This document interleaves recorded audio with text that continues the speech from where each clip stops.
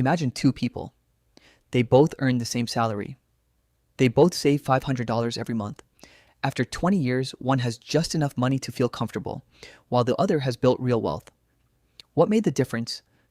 It wasn't luck. It wasn't a higher income. It was one simple decision: saving or investing. Most people think these two words mean the same thing, but they don't. In today's video, you'll discover the biggest difference between saving and investing, when to use each one, and how combining both can completely change your financial future. Let's begin.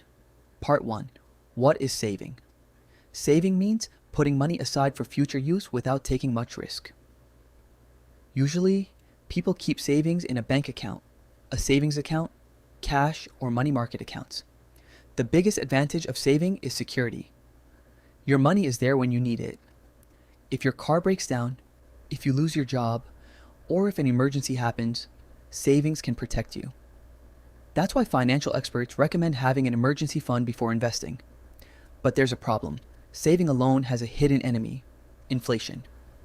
Imagine you saved $10,000.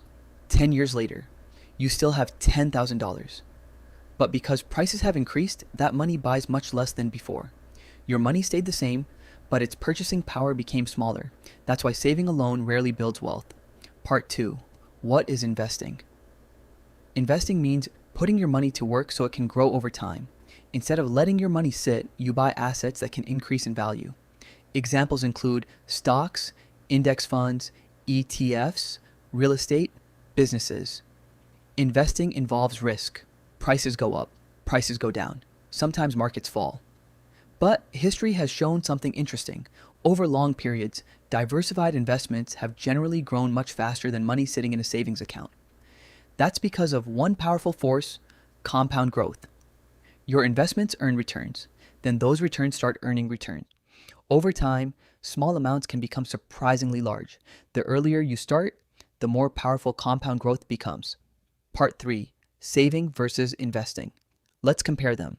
Saving is best for short-term goals. Need money next month? Save it. Need an emergency fund? Save it. Planning a vacation next year? Save it. Investing is better for long-term goals. Retirement, financial freedom, buying a home years from now, building wealth for your family.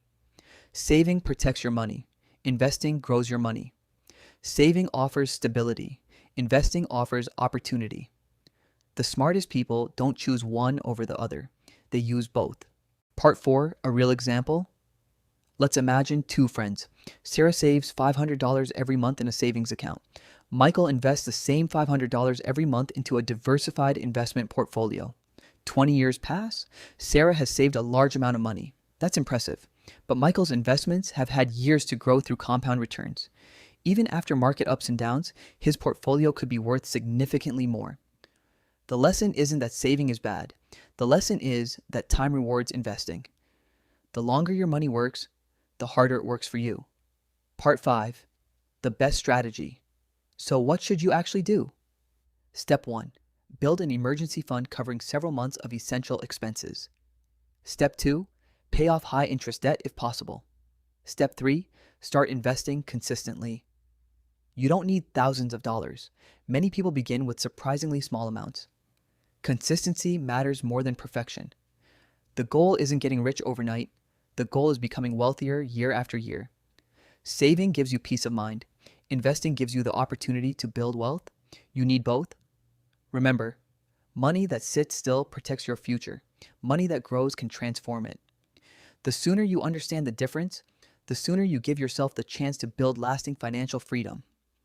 If you enjoyed this video, don't forget to like, subscribe, and share it with someone who wants to make smarter financial decisions. Thanks for watching, and I'll see you in the next video.